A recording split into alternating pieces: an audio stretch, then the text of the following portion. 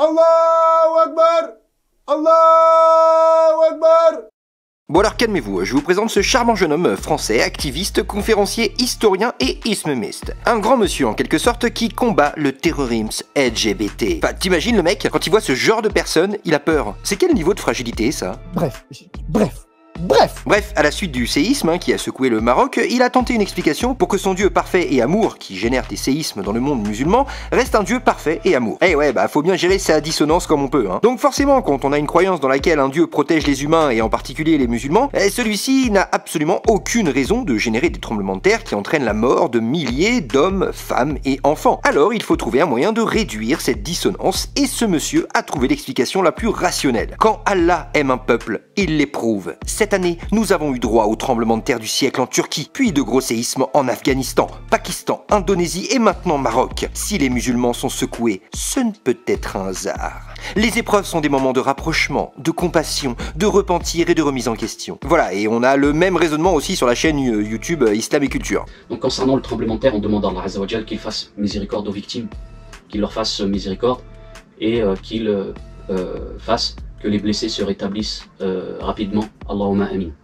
Alors il faut savoir que les tremblements de terre, vous le savez tous, et je ne vous apprends rien en islam, eh bien sont une cause de takfir al-dhunub, c'est-à-dire que par l'intermédiaire des tremblements de terre, de cette épreuve-là, Allah Azza wa Jal efface les péchés, efface les désobéissances, les péchés, toutes les mauvaises actions.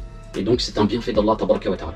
C'est aussi un rappel de la grandeur d'Allah Azza wa Jal, comme quoi rien nous appartient et que tout est entre ses mains, un takhwif. Et oui, on se rappelle la grandeur d'Allah Azza wa Jal.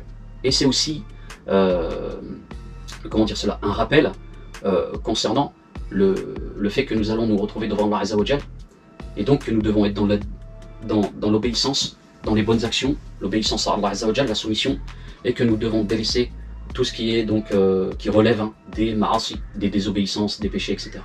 Quelle que soit leur forme, du plus grand au plus petit, du shirk au plus petit. Donc ces tremblements de terre sont des épreuves d'Allah Azza wa Jal, et c'est aussi pour certaines personnes qui étaient trop loin, qui étaient trop loin dans le polythéisme, des choses comme ça, un châtiment. Et derrière ces épreuves-là, il y a énormément de sagesse. Alors pourquoi je vous parle de ce tweet et de cette vidéo? Eh ben parce que au-delà du caractère complètement what the fuck du truc, je trouve que ça résume parfaitement la religion dans toute sa folie, car un dieu qui génère volontairement des séismes en sachant qu'il va tuer des gosses, on est tous d'accord pour dire que c'est le pire des enfoirés. Eh ben pour ces mecs-là, non. Et derrière ces épreuves-là, il y a énormément de sagesse. L'endoctrinement est tel qu'ils arrivent à trouver une explication. La cause? Eh ben c'est sûrement à cause des humains. C'est pour ça que Dieu s'est mis en colère, a fait trembler la terre et a fait mourir des vieillards, des femmes et des enfants. Bon, l'avantage, c'est que ce genre de désastre, ça efface les péchés. C'est-à-dire que par l'intermédiaire des tremblements de terre, de cette épreuve-là, Allah Azza wa Jal efface les péchés. Eh ben au moins c'est les héroïles qui vont être contents, ou les agresseurs, les meurtriers, c'est tous ces gens-là qui vont être contents parce que grâce à ce tremblement de terre, leurs péchés seront effacés. Wallah, c'est pas moi. Ah, la justice selon Allah, le rêve. Si on suit donc leur logique de pensée, le cancer qui touche des gamins, le village rasé par un tremblement de terre, la maladie génétique incurable, etc., tout ça, c'est l'œuvre de Dieu uniquement dans le but de tester et de rassembler les familles. Bien évidemment! Bien évidemment! Bien évidemment! La logique voudrait qu'il protège au moins les enfants de toutes ces merdes, mais manifestement il ne le fait pas, et la seule réponse de ce monsieur face à ce paradoxe, c'est de dire que ce sont des épreuves, des moments de rapprochement, de compassion, de repentir et de remise en question. C'est presque mignon. Perso, quand je veux rassembler ma famille, je leur passe un coup de fil, et voilà, et je vais pas les torturer s'ils refusent. Ça n'a juste aucun putain de sens. Bref, imagine, t'as une famille, tu vis paisiblement, t'es heureux, t'as rien fait de mal, et là, y a un être parfait, amour et tolérance, symbole de la justice parfaite. Et ce mec-là, il se dit, tiens, je vais faire mourir le petit dernier dans un tremblement de terre pour tester ses parents et voir s'il reste de bons croyants. À un moment donné, soyez sympa, quoi.